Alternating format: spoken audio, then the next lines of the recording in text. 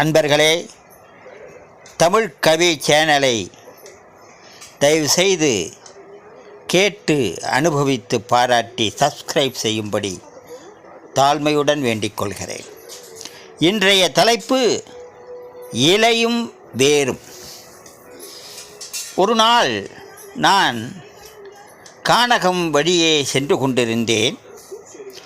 அப்பொழுது ஒரு மரத்தடியிலே நின்று பார்த்தபோது இலையும் பூக்களும் காயும் கனிகளும் தனக்குள் பேசிக்கொண்டது என் செவிகளிலே விழுந்தது. அதை அப்படியே கவிதையாக்கி உங்கள் முன் படைக்கின்றேன். இலையும் வேரும். இலையும் பூவும் காயும் கனிகளும் பூத்து குலுங்கின, சத்தமாய் பேசின. நான் தான் அழகு, பூக்கள் சொன்னது. நான் தான் பசுமை, இலைகள் கதைத்தன. நான் தான் உயரம், கிளைகள் உரைத்தன. நான் நான் நான் என்று யாவும் ஆடின.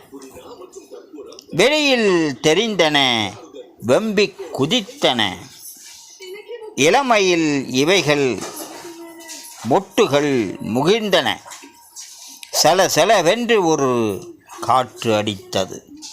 அப்பொழுது சலசலவென்று ஒரு காற்று அடித்தது. சாய்ந்து போகாமல் வேர்கள் தடுத்தது. கண்ணில் தெரிந்தவை தலையை குனிந்தன. மண்ணுள் வேர்கள்தான் மரத்தை தாங்கியது. கண்ணில் தெரிந்தவை தலையை குனிந்தன. மண்ணுள் வேர்கள்தான் மரத்தை தாங்கியது. இதுவே மனித வாழ்க்கையிலும் நடந்து கொண்டிருக்கிறது. இலையாய் கனியாய் காயாய் பழமாய் இருக்கின்ற வரையில் உன்னை இவ்வுலகம் மதிக்கிறது. நீ சருகாய் சரிந்து விழுந்து போனால் குப்பையில் அல்லவோ ஒதுக்குகிறது. நன்றி நேயர்களே, நாளை சந்திப்போம்.